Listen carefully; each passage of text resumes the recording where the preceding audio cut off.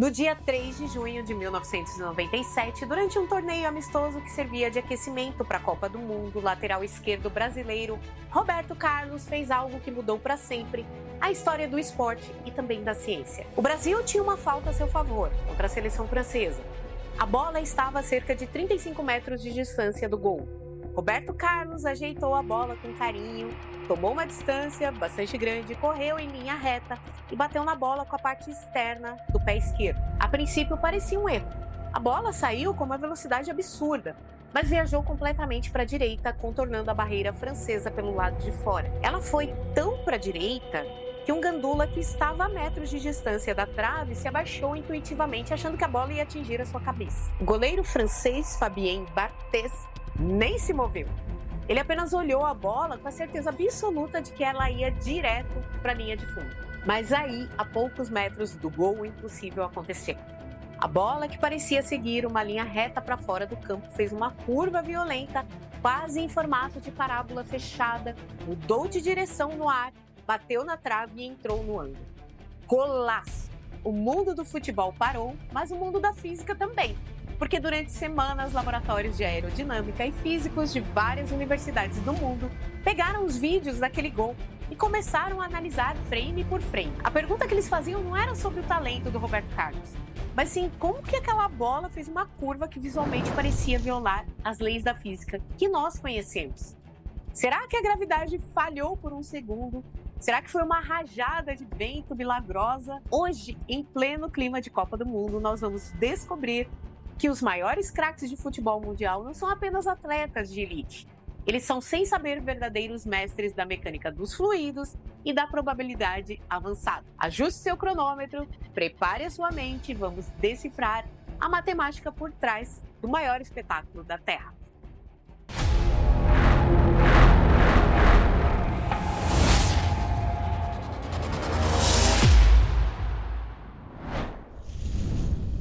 Para desvendar o mistério do gol de Roberto Carlos e todas aquelas faltas com efeito que nós estamos assistindo nessa Copa do Mundo, nós precisamos esquecer o gramado por um momento e olhar para o que existe ao redor da bola: o ar. Para nós humanos, o ar parece invisível e leve, mas para uma bola de futebol viajando a mais de 100 km por hora, o ar se comporta como um fluido denso, quase como se a bola estivesse viajando dentro da água. Existe uma resistência enorme contra o movimento. Então, quando um jogador chuta a bola bem no centro dela, ela viaja sem girar. O ar passa por ela de forma igual, por cima, por baixo e pelos lados. A bola segue uma trajetória previsível, mas quando o jogador bate na bola de raspão, usando a parte interna ou externa do pé, ele faz duas coisas ao mesmo tempo. Ele empurra a bola para frente e, ao mesmo tempo, faz ela girar intensamente ao redor de seu próprio eixo, como se fosse um peão. E é aqui que entra em ação um fenômeno chamado efeito Magnus, que recebeu esse nome por causa do físico alemão Heinrich Gustav Magnus, que descreveu o fenômeno em 1852. Muitas vezes a física escolar tenta explicar esse efeito usando apenas o princípio de Bernoulli, dizendo que o ar corre mais rápido de um lado e gera menor pressão. Mas no mundo real, o ar não é um fluido ideal. Ele tem viscosidade e gera atrito. Então a resposta para a curva da bola está na terceira lei de Newton, a lei da ação e reação. Pense na bola girando no ar. Conforme ela avança em alta velocidade, uma fina camada de ar gruda na sua superfície. Os cientistas chamam isso de camada limite. No lado em que a bola gira no mesmo sentido do vento, a rotação ajuda a empurrar essa camada de ar para trás, fazendo com que o fluxo se desloque e se desprenda da bola muito mais tarde. Do outro lado, onde a superfície da bola bate de frente contra o vento, o atrito desacelera o ar, fazendo com que o fluxo se descole da bola muito mais cedo. O resultado disso, a esteira de vento que a bola deixa para trás é violentamente desviada para um dos lados. E por ação e reação, se a bola empurra o fluxo de ar para a direita, o ar empurra a bola com a mesma força para a esquerda. Esse empurrão mecânico contínuo em pleno voo que desenha a curva perfeita que engana os goleiros. No caso do gol do Roberto Carlos, o chute foi tão forte, ou seja, a bola viajou a impressionantes 137 km por hora e com tanta rotação que os físicos franceses Christophe Clanet e David Querret publicaram um estudo mostrando que a bola entrou em uma trajetória chamada espiral de caracol. Se o gol não estivesse ali para parar a bola, ela teria continuado a curvar até fechar um círculo perfeito no chão. Incrível como a física controla até o futebol, não é verdade? Se esse tipo de explicação faz sentido para sua mente e expande sua forma de enxergar o mundo, já clica no botão de curtir aqui embaixo e se inscreve aqui no Matematizei. Se você pegar uma bola de futebol da Copa do Mundo da década de 70, a clássica Telstar, que marcou o tricampeonato do Brasil, e compará-la com a bola oficial da Copa de 2026, você vai perceber que elas parecem objetos de planetas diferentes. Muitas pessoas acham que a bola antiga era feita apenas de pentágonos, mas geometricamente isso é impossível. Para fechar uma esfera perfeita com 32 gomos costurados à mão, os matemáticos precisaram usar um poliedro chamado icosaedro truncado, uma estrutura formada por 12 pentágonos pretos e 20 hexágonos brancos. A bola moderna, por sua vez, abandonou essa geometria rígida.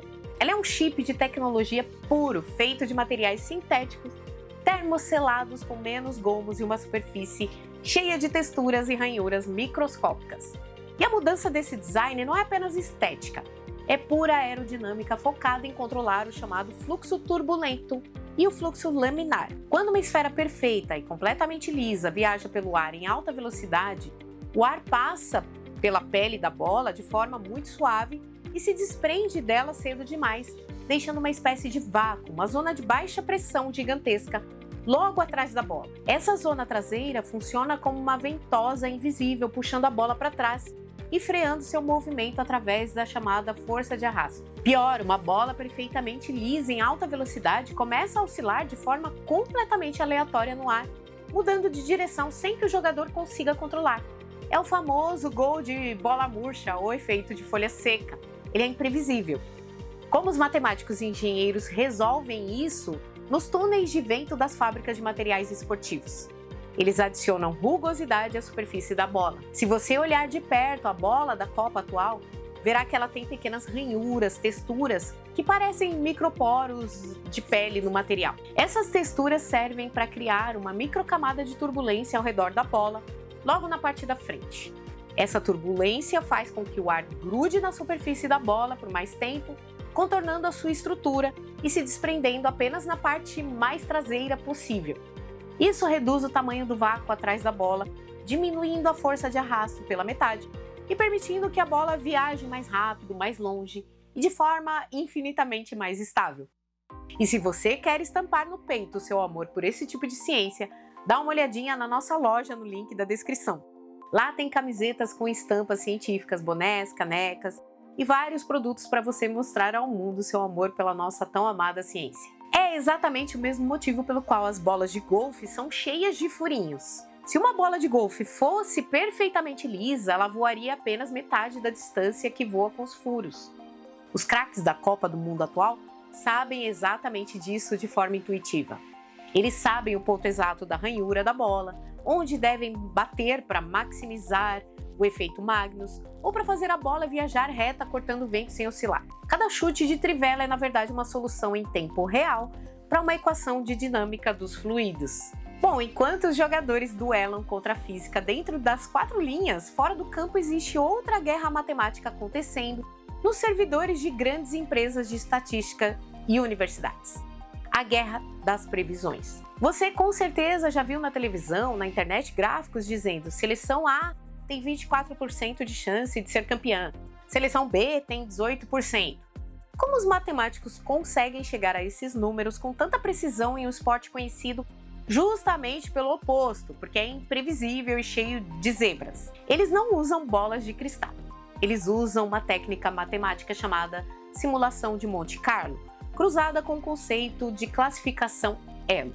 O sistema começa atribuindo a cada seleção um número de força que nós chamamos de rating elo, que é um método originalmente criado para o xadrez pelo físico Arpad Elo. Esse número não leva em conta apenas se o time ganhou ou perdeu o último jogo, mas sim contra quem ele jogou, qual era a importância da partida, quantos gols fez e onde foi o jogo realizado. Se o Brasil joga e ganha da Argentina em um jogo de eliminatórias, o rating dele sobe muito. Já se ele ganha de uma seleção muito fraca em um amistoso, o rating quase não se move. Uma vez que todas as 48 seleções da Copa de 2026 têm os seus números de força calibrados, os matemáticos pegam a tabela oficial do torneio e jogam esses dados dentro de um algoritmo de computador. O computador então simula o primeiro jogo da Copa baseado nos históricos de ataque, defesa e força dos dois times. O algoritmo joga os dados virtuais e determina um vencedor para aquela partida específica. O algoritmo faz isso para todos os jogos da fase de grupos, monta as chaves das oitavas de final, das quartas, da semifinal e decide um campeão. Pronto! Temos uma simulação completa da Copa. Só que fazer isso uma única vez não vale de nada, porque o futebol ele tem o elemento do acaso. O que os matemáticos fazem é ordenar que o supercomputador repita essa mesmíssima Copa do Mundo 100 mil vezes seguidas na memória do sistema. Desenvolver esse roteiro exige muita dedicação e pesquisa profunda. Se você quiser e puder apoiar o nosso canal a continuar trazendo esse conteúdo científico por aqui, temos a nossa chave Pix aqui bem do ladinho, tá bom? Qualquer apoio financeiro faz uma diferença gigantesca para mantermos a nossa produção independente. Em algumas dessas simulações virtuais, o craque do time se machuca no primeiro jogo. Em outras, uma seleção zebra acerta um chute de bico no último minuto e elimina um gigante. Em outros, o campeão vence todas de goleada.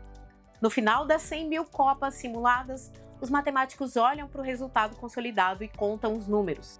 Se a inteligência artificial do computador mostrou que a seleção da França foi campeã em 22 mil das 100 mil simulações, os cientistas dizem ao público que a França tem exatamente 22% de probabilidade de ganhar a Copa do Mundo. A estatística moderna não prevê o futuro de forma mágica, ela calcula a densidade dos futuros possíveis através da força bruta da computação. É por isso que a matemática pura não serve para garantir resultados em sites de apostas. A ciência de dados nos mostra o cenário mais provável, mas o esporte real sempre reserva espaço para o imponderável que nenhum algoritmo consegue cravar. Inclusive, sobre isso nós já fizemos um vídeo e eu vou deixar nos cards por aqui. Mas o momento onde a matemática se torna mais dramática, palpável e fria dentro de uma Copa do Mundo é na disputa de pênaltis. Quando o jogo empata nas prorrogações, o destino de nações inteiras fica concentrado em um duelo de 11 metros entre um cobrador e um goleiro. Para o torcedor comum, o pênalti é uma loteria emocional. Para a matemática, o pênalti é o exemplo perfeito de um jogo simultâneo de soma zero. E ele pode ser completamente dissecado através do equilíbrio de Nash. Um pênalti batido com força por um jogador profissional viaja a cerca de 100 km por hora. Isso significa que a bola leva apenas 400 milissegundos para sair da marca do pênalti e cruzar a linha do gol. O tempo de reação puramente visual e neurológico de um goleiro de elite, tempo que o cérebro leva para registrar a bola e disparar o primeiro sinal elétrico para os músculos, gira em torno de 200 a 250 milissegundos. Mas o goleiro precisa de cerca de 500 milissegundos no total para executar a mecânica do salto, tirar os pés do chão e esticar o corpo até o canto.